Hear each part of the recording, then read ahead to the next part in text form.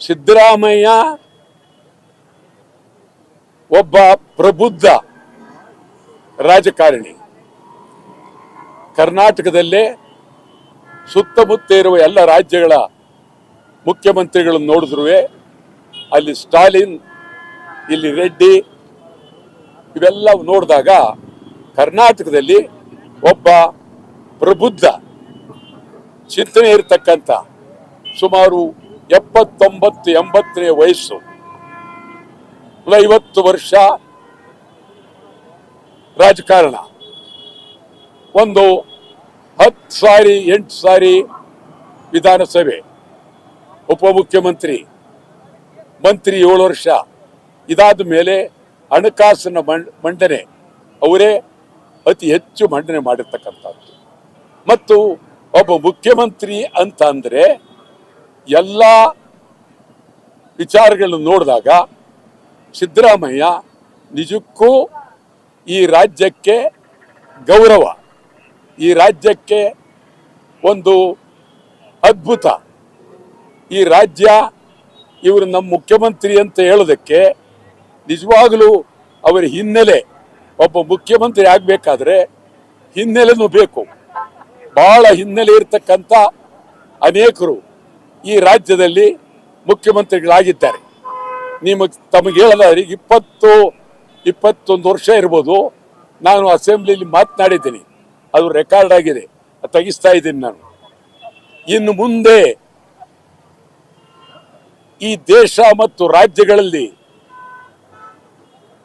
ಡಕಾಯಿತಿಗಳು, ದರೋಡೆಗಳು, ಇಂಥವರು ಹಣ ಇಟ್ಟಿರೋರು ಮುಖ್ಯಮಂತ್ರಿ ಸ್ಥಾನಕ್ಕೆ ಬರ್ತಾರೆ. ವ್ಯಾಪಾರ ಆಗತ್ತೆ ಮುಖ್ಯಮಂತ್ರಿ ಪದವಿ. ಈ ವ್ಯಾಪಾರ ಮಾಡೋದಕ್ಕೆ ಇವರ ಹತ್ರ ದುಡ್ಡಿಲ್ದೇ ಹೊರಗಡೆಯವರು ಕೊಡ್ತಾರೆ. ನೀವು ವ್ಯಾಪಾರ ಮಾಡಿ ದುಡ್ಡು ಕೊಡ್ತೀವಿ, ನೀವು ಅಧಿಕಾರಕ್ಕೆ ಬಂದ ಮೇಲೆ ನಮ್ಗೆಲ್ಲ ಮಾಡಿಕೊಡಿ. ಇದೊಂಥರ ಅಘೋರವಾದಂತ, ಅದ್ಭುತವಾದಂತ, ಬಹಳ ಅತ್ಯಂತ ಕೆಟ್ಟ ಚಿಂತನೆ ನಡೀತಾ ಇದೆ. ನಾನು ಹೇಳ್ತೇನೆ, ಇದು ಸುಮ್ಮನೆ ಅವರ ಹೈಕಮಾಂಡ್ನವರು ಬದಲಾವಣೆ ಮಾಡೋದಾಗ್ಲಿ, ಯಾವುದೇ ವಿಚಾರದಲ್ಲಿ ಅವರು ಕೈ ಹಾಕಬಾರದು.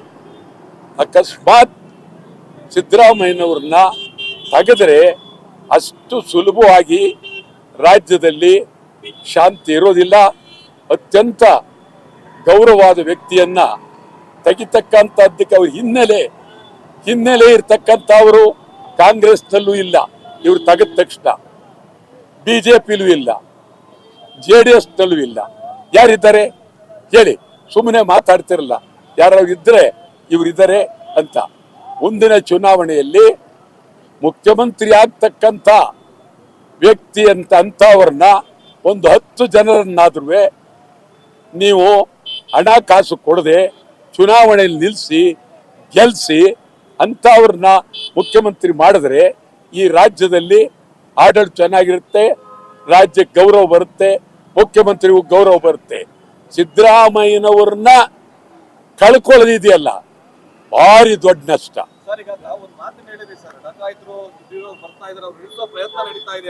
ಸಿದ್ದರಾಮಯ್ಯ ಅವ್ರನ್ನ ಇಳಿಸೋ ಪ್ರಯತ್ನ ನಡೀತಾ ಇದೆ ಅಂತ ಹೇಳಿ ಆ ರೀತಿ ಮಾಡ್ತಿರೋಂಥವ್ರು ಯಾರು ಸರ್? ಮಾಡ್ತಾರೆ ಅವರು. ಈ ರೀತಿ ಒಂದು ಪದ ಬಳಸಿದ್ರಿ ಸರ್, ಯಾರು ಆ ರೀತಿ ಮಾಡ್ತಾ ಇದ್ದಾರೆ? ಸಿದ್ದರಾಮಯ್ಯನ ವಿರೋಧಿಗಳೇ ಮಾಡ್ತಾ ಇರೋರು. ಒಂದು ಸರ್, ಅದ್ರ ಜೊತೆಗೆ ಈಗ DK ಶಿವಕುಮಾರ್ ಅವರು CM ಆಗಬೇಕು ಅಂತ ಕೆಲವೊಂದಿಷ್ಟು ಶಾಸಕರುಗಳು, ಸಚಿವರು ಕೇಳ್ಕೊಳ್ತಾ ಇದ್ದಾರೆ ಸರ್.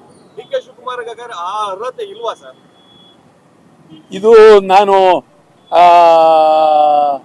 ಮುಖ್ಯಮಂತ್ರಿ ಆಗ್ತಕ್ಕಂಥವ್ರ ಹೆಸರು ಹೇಳ್ಬೇಕಾದ್ರೆ ಅಂತ ಎತ್ತರವಾದವ್ರು ಯಾರು ನನ್ನ ಕಣ್ಣಿಗೆ ಕಂಡ್ರೆ ಅವ್ರಿದ್ದಾರೆ ನೆಕ್ಸ್ಟ್ ಅನ್ಬೋದು. ನನಗೇನಂಥವ್ರು ಈಗ ಸದ್ಯಕ್ಕೆ ಕಾಣ್ತಾ ಇಲ್ಲ.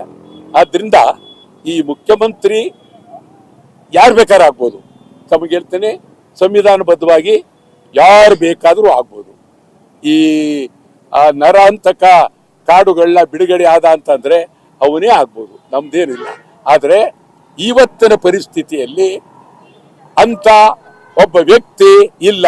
ಸಿದ್ದರಾಮಯ್ಯನೇ ಕೊನೆಯ ಕೊಂಡಿ. ಸಿದ್ದರಾಮಯ್ಯ ಕಳಿಸಿದ್ರೆ ಅದರ ರೂಪನೇ ಕೆಟ್ಟಾಗುತ್ತೆ ಮತ್ತು ಅಷ್ಟು ಸುಲಭವಾಗಿ ಸಿದ್ದರಾಮಯ್ಯನವ್ರನ್ನ ತೆಗೆದು ಜೀರ್ಣಿಸ್ಕೊಳಕ್ಕಾಗೋದಿಲ್ಲ. ಭಾರಿ ಹೋರಾಟಗಳಾಗ್ತವೆ, ಲಕ್ಷಾಂತರ ಜನ ಜೈಲಿಗೆ ಹೋಗ್ತಾರೆ, ಬಹಳ ನಡೀತದೆ. ಅಷ್ಟು ಸುಲಭವಾಗಿ ಅದು ತೀರ್ಮಾನ ಆಗುತ್ತೆ ಅಂತ ಹೇಳಿ ಹೇಳೋದಕ್ಕೆ ಸಾಧ್ಯ ಇಲ್ಲ.